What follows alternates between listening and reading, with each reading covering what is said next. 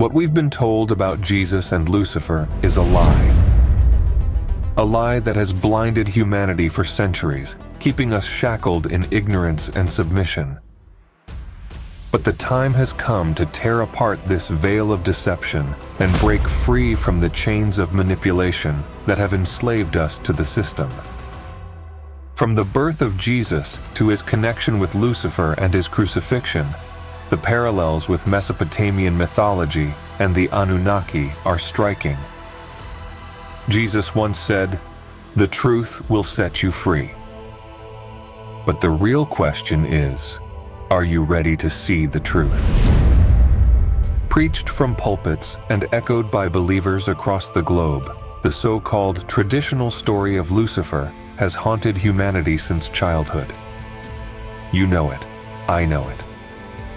The tale of the most beautiful angel who dared to challenge God, tried to overthrow the Almighty, and was cast out of heaven, forever condemned to deceive humanity, has been drilled into our minds for centuries.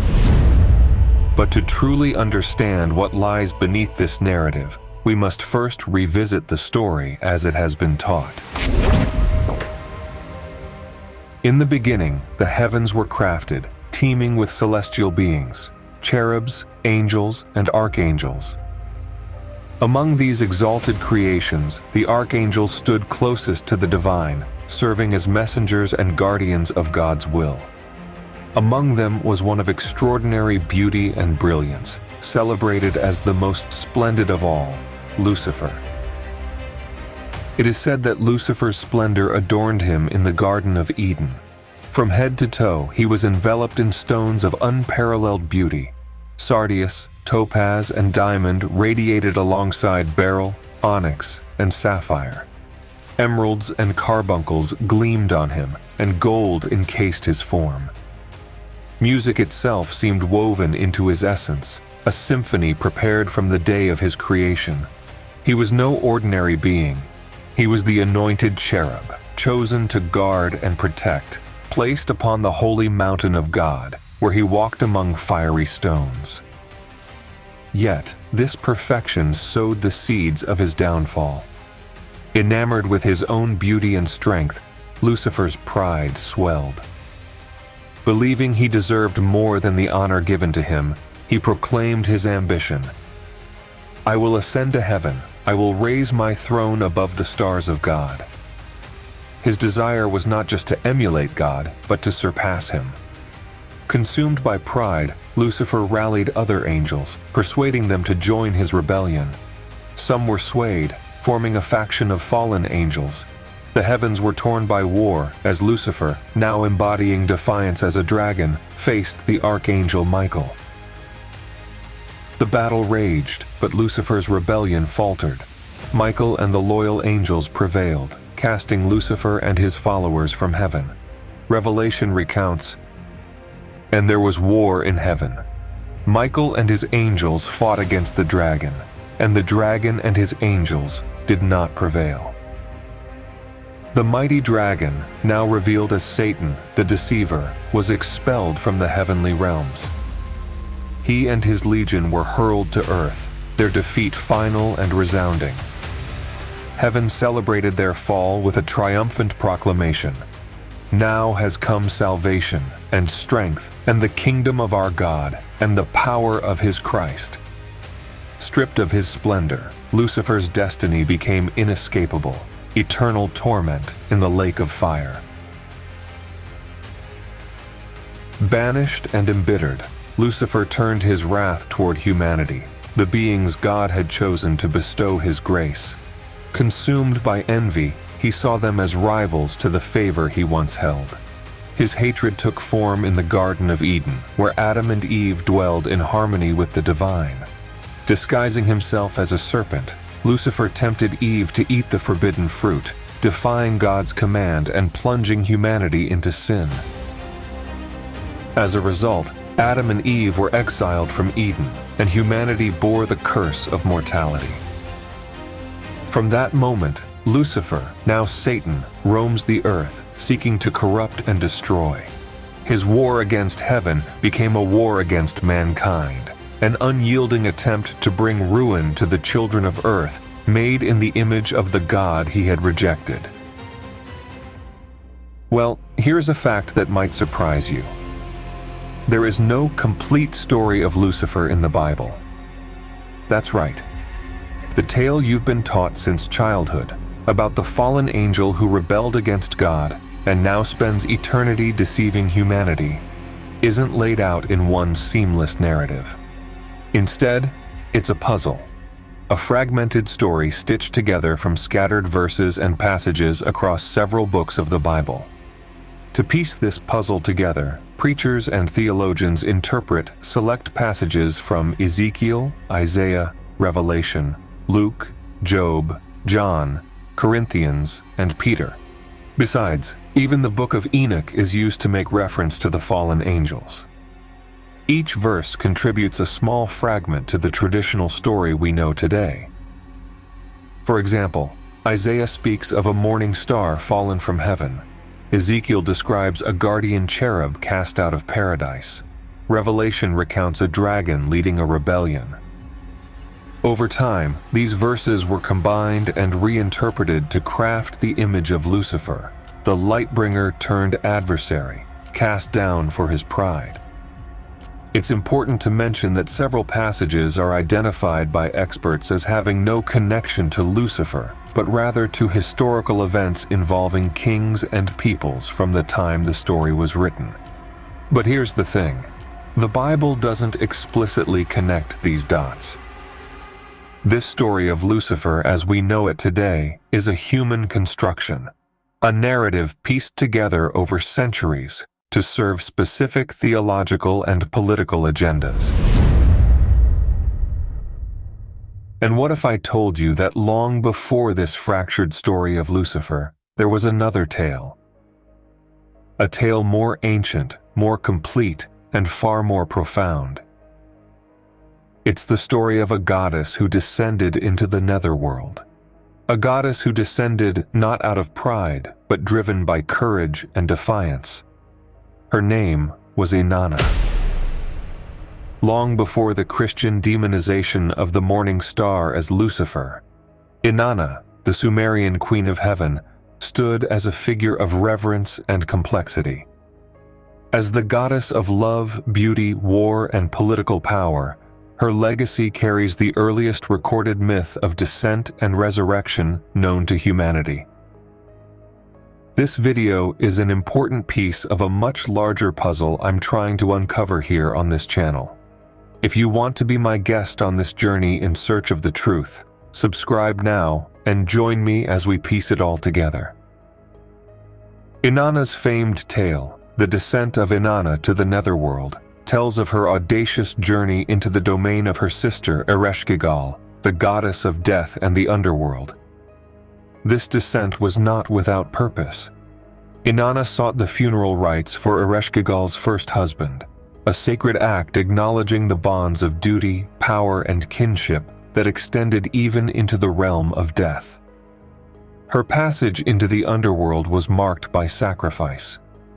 To traverse the 7 gates of the netherworld, Inanna relinquished a piece of her divine power at each threshold, her crown, her jewels, her scepter, until she stood at the final gate, bereft of her status and stripped of all protection. Vulnerable and exposed, Inanna confronted her sister in the shadowy depths of the underworld. In the presence of Ereshkigal, Inanna was judged, condemned, and struck down. Her lifeless body, according to some versions of the myth, was hung on a hook, a chilling display of her vulnerability and the consequences of her descent.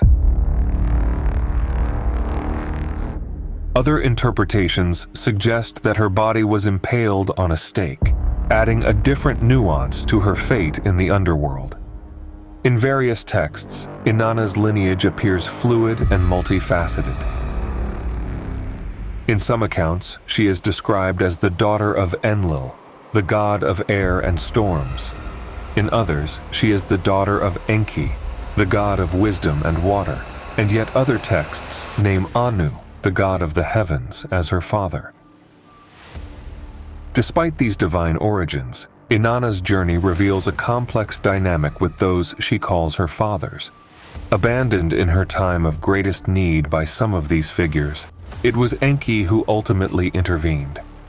Through his wisdom and intervention, she was granted resurrection and her life restored. After 3 days and 3 nights in the netherworld, something extraordinary occurs. Through the workings of divine forces and Enki's decisive role, Inanna rises from the underworld, reborn and transformed. This is the first account of resurrection in the history of the world. It is the first myth, and it is documented in a book by scholar Samuel Noah Kramer. History begins at Sumer. Before we move on, I'd like to remind you that this channel offers a complete dramatization of the myth of Inanna's descent.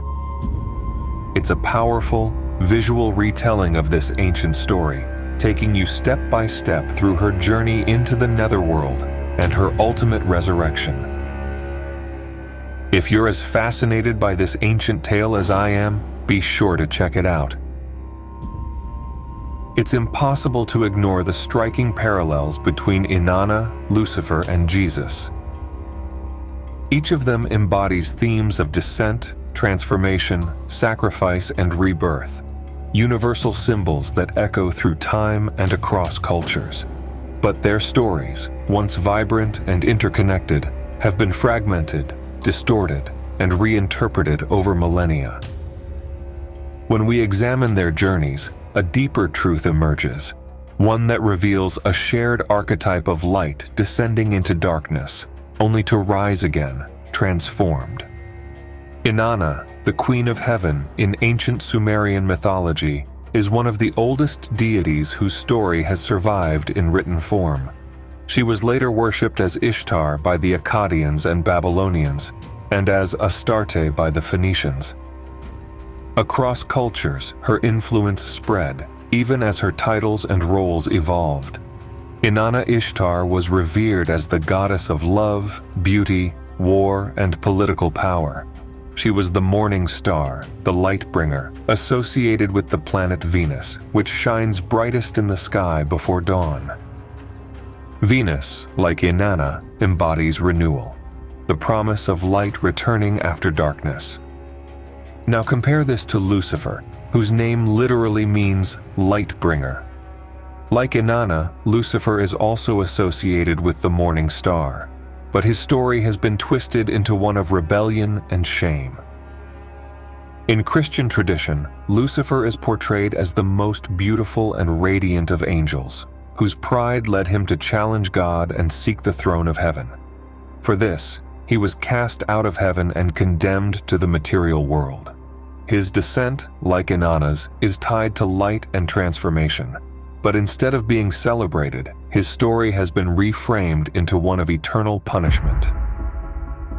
Why has Lucifer's descent been stripped of the renewal and courage found in Inanna's tale? Was this reinterpretation a deliberate attempt to obscure the deeper meaning of descent and rebirth, a universal cycle of falling and rising? And where does this leave Jesus, whose story also echoes these same themes? The story of Jesus adds yet another layer to this shared narrative. Like Inanna, Jesus descends into the realm of the dead, often referred to as Sheol or Hades, after his crucifixion.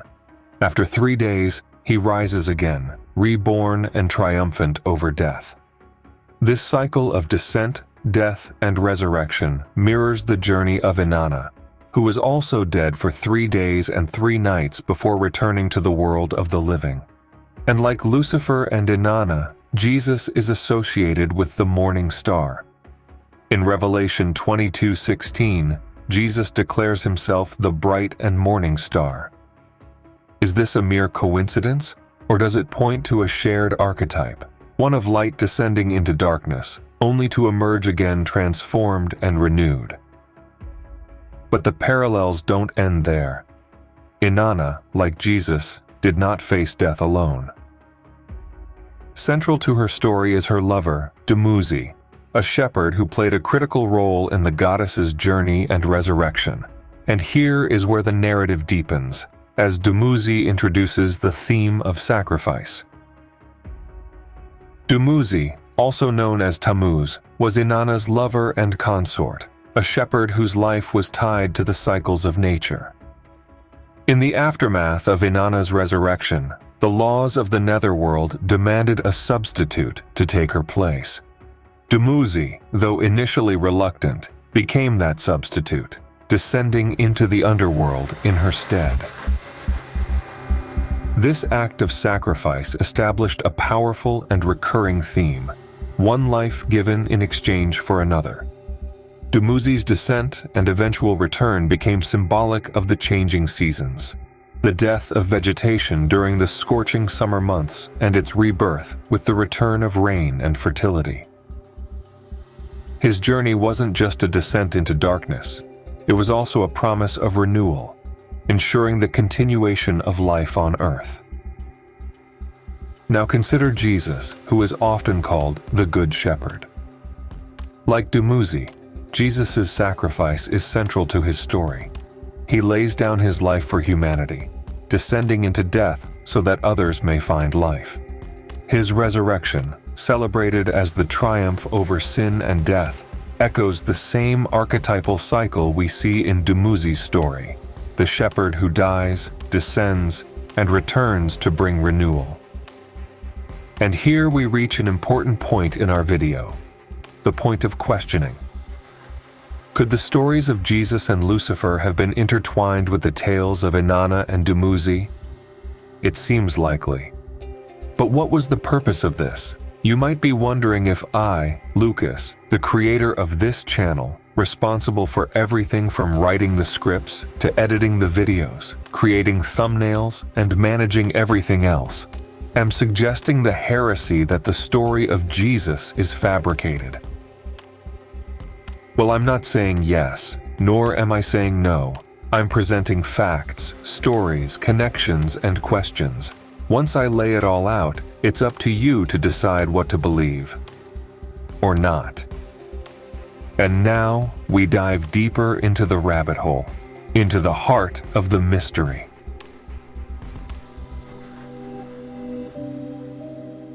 The text about Inanna Ishtar's descent into the netherworld, or the underworld, was a cause for celebration among the Sumerian and Babylonian cultures. And remember, the Babylonian culture, like the Egyptian, was a source of wrath for the biblical God of the Old Testament, Yahweh. I won't delve into those accounts here. That's not the focus of this video. What I find fascinating is that we can draw intriguing comparisons between esoteric and spiritualist studies and the myth of Inanna's descent, which is also the descent of the morning star, the light-bringer, Lucifer. Perhaps the 7 adornments represent 7 spiritual layers, possibly connected to astral bodies or the 7 chakras of the human body.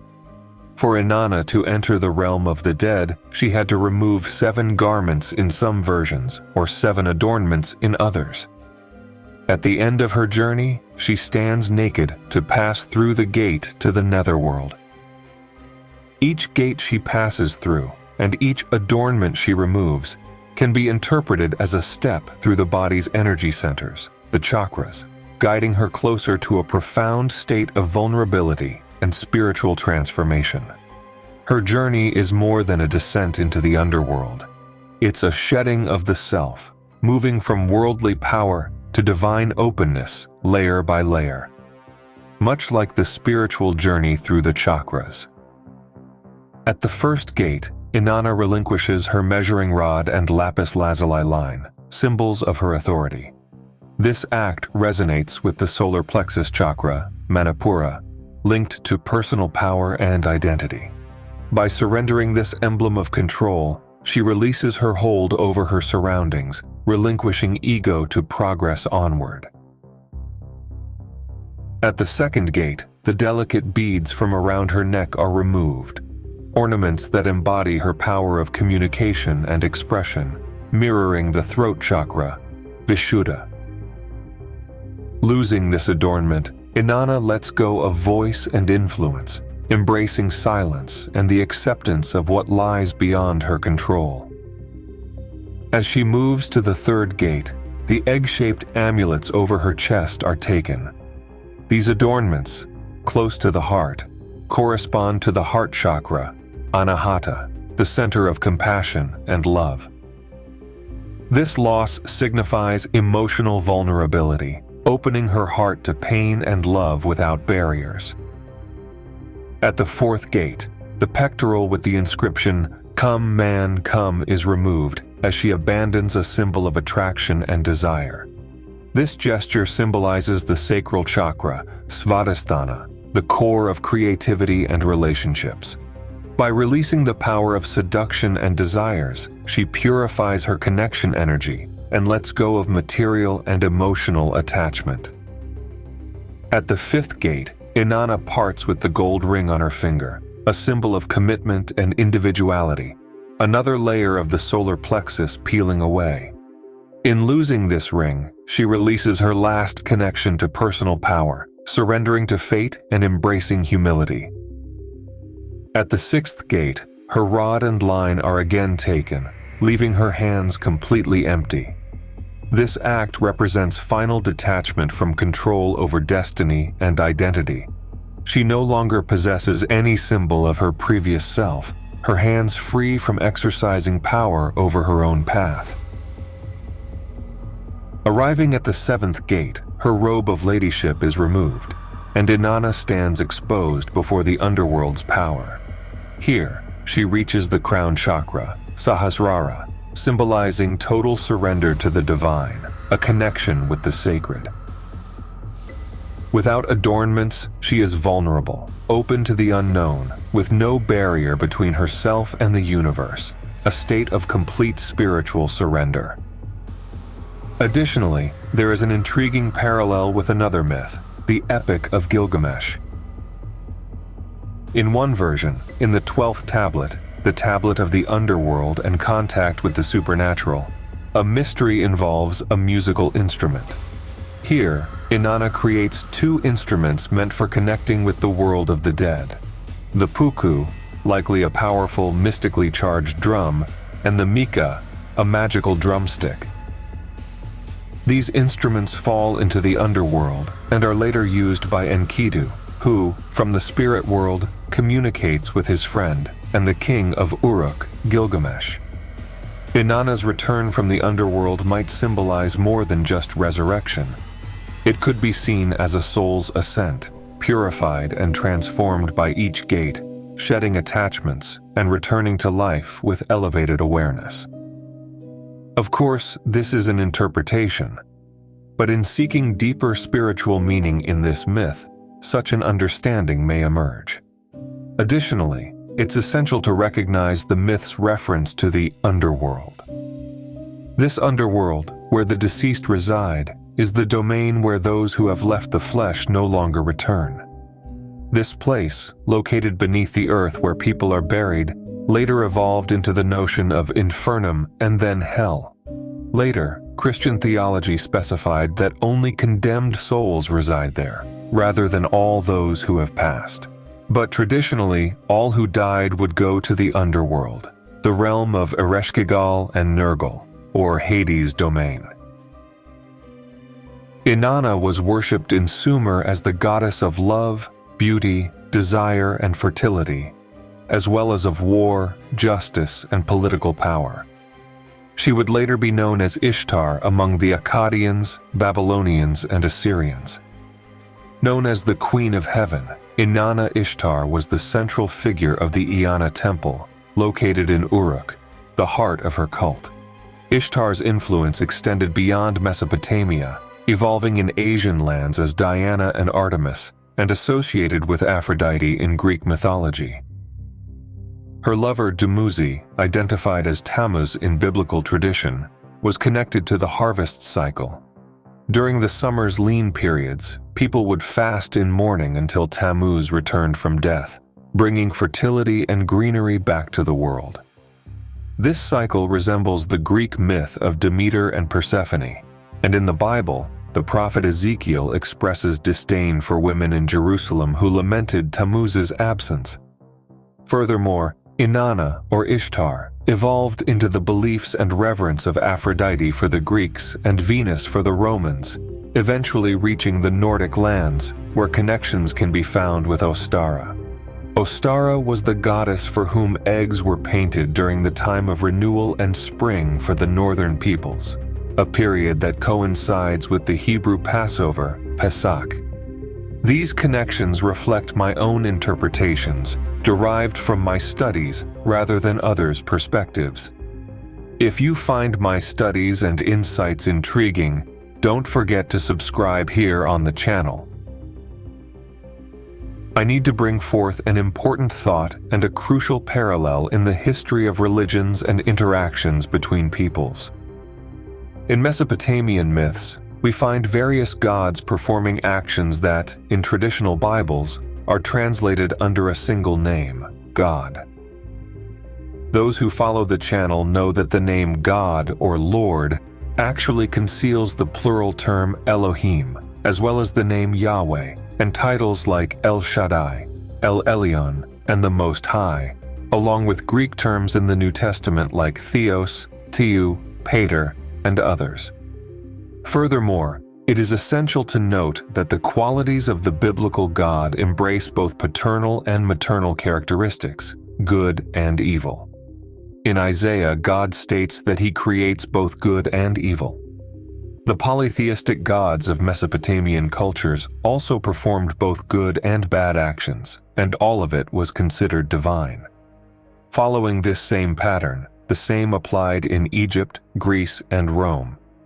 In Persia, through Zoroastrianism, we observe the emergence of duality, with the good god, a solar deity, Ahura Mazda, and the evil god, Ahriman, or Angra Mainyu. Persia is also where the figure of Mithra appears, associated with the festival Natalis Solis Invicti, celebrated during what later became Christmas in Christianity. Additionally, it's worth noting that traditionally, the sun represents the masculine and the moon the feminine. These archetypes of masculinity and femininity are present in Jungian psychology and other theories of archetypes, for instance. The biblical God encompasses both masculine and feminine aspects. Yahweh is both father and mother. He germinates with the seed and nurtures with the earth. This perspective eliminates the need for a father god and a mother goddess. Gaia for the Greeks, or Ninmah Ninhursag, known as the goddess Mami among the Mesopotamians, loses significance if the father god provides all. And so, we must ask ourselves, if the first recorded resurrection in history is that of a goddess who descends to the underworld and is reborn after 3 days and 3 nights, why was this story obscured throughout history? Why was it hidden, buried, and burned in the library of Nineveh, only to be rediscovered in the 19th century? In the ancient myth of Inanna and Dumuzi, there is a balance. Inanna represents the divine feminine, while Dumuzi embodies the divine masculine. Together, their journeys into and out of the netherworld reflect the interplay of life, death, and renewal, emphasizing the importance of both feminine and masculine energies in the cycle of existence. However, when we look at the stories of Lucifer and Jesus, the feminine aspect seems to have been erased. Lucifer's descent is framed as a fall, devoid of renewal or transformation, while Jesus' resurrection becomes the sole focus of the narrative. The divine feminine, embodied by Inanna, is absent. Over time, the archetype of the goddess who descends into the underworld to face death was replaced by male-dominated narratives centered around solar deities and patriarchal systems of worship. This shift is evident in how Inanna's titles were reinterpreted over time. The morning star, once a symbol of divine feminine power, was passed to Lucifer and later to Jesus. Meanwhile, Inanna herself became Ishtar, Astarte, and Aphrodite, goddesses who were revered but eventually demonized as threats to monotheistic male authority. In Christian demonology, she was transformed into Astaroth, a figure of sin and corruption, while her consort Dumuzi faded into obscurity. Could this reworking of ancient myths have been intentional? Was the transition from Inanna and Dumuzi to Lucifer and Jesus part of a broader agenda to suppress the divine feminine and elevate male authority? And what have we lost in the process? What we're left with today are fragments of a once complete story, pieces of a puzzle that connect the morning star to the cycles of life, death, and rebirth. Inanna's courage, Dumuzi's sacrifice, Lucifer's descent, and Jesus' resurrection are not separate tales. They are threads of the same tapestry, woven together to reflect humanity's eternal quest for transformation and enlightenment. The question is, are we ready to reclaim this story, to restore the balance between the divine feminine and masculine, and to see the truth that has been hidden for centuries? The truth that light, even when it descends into darkness, is never lost. It always rises again. The truth will set you free. What do you think? Could Dumuzi and Inanna, Jesus and Lucifer be two sides of the same story? For me, the parallels are absolutely undeniable, and from these discoveries, it becomes essential that we establish a new relationship with what Jesus Christ represents. I have no doubt whatsoever about his historical existence, nor do I question the importance of his words and teachings. My question here is, are we ready to lift the veil of ignorance and engage with historical truths, archaeological discoveries, and theological constructs? See you in the next video.